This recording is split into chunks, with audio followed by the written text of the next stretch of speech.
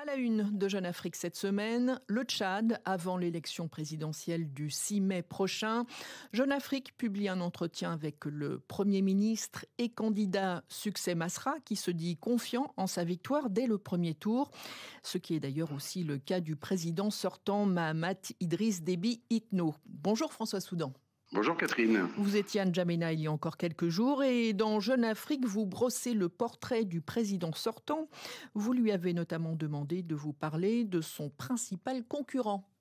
Oui, vous savez, la seule chose avec laquelle le président et son Premier ministre, Succès Masra, sont finalement d'accord, c'est pour relever le côté inédit de leur situation. Le fait, dit Mahamat, qu'un président et son Premier ministre soient tous deux candidats à la même élection, c'est une première au Tchad, en Afrique et peut-être même dans le monde, et on le sent plutôt content, Mahamat Idriss Déby Itno, de cette incongruité dans laquelle il voit la démonstration de la réussite de sa politique de réconciliation. Mais en ce qui le concerne, le Gentleman's Agreement s'arrête là, puisqu'il continue de faire porter à Succès Masra l'entière responsabilité de la tragédie du 22 octobre 2022, qu'il qualifie d'insurrection planifiée et préparée par l'actuel Premier ministre.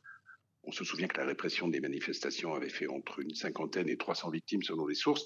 Autant dire, Catherine, que l'on voit mal cet improbable tandem prospérer au-delà de l'élection du 6 mai, quel qu'en soit le vainqueur.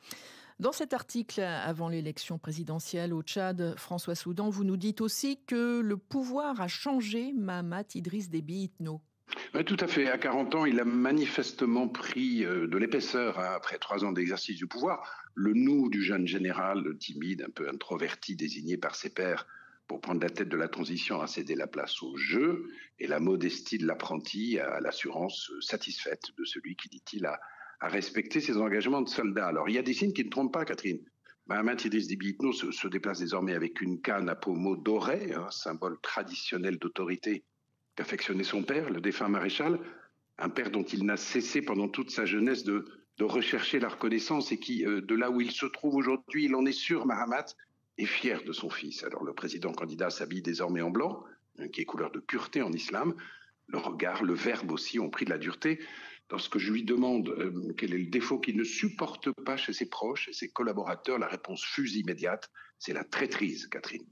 Dernier point, François Soudan, la relation du Tchad avec la France, une relation que vous qualifiez d'ambiguë. Pourquoi donc ambiguë ? Oui, plus exactement, une relation ambivalente, Catherine, qui est due à une double expérience. Son univers scolaire, éducatif, de N'Djamena à Aix-en-Provence, en passant par Paris, un internat en Champagne, a été presque exclusivement français, d'où une certaine francophilie.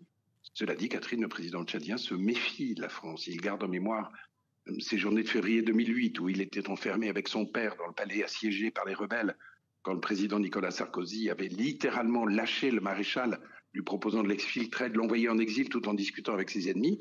Et il n'a pas oublié, Mahamat Idriss Déby Itno non plus, que le président Emmanuel Macron lui a demandé à plusieurs reprises de faire figurer noir sur blanc dans la charte de transition l'interdiction pour lui d'être candidat à l'élection présidentielle. Alors tout cela fait qu'il ne se sent absolument pas redevable envers le même Emmanuel Macron et qu'il estime que dans la relation franco-tchadienne, Paris a désormais plus besoin de N'Djamena que l'inverse.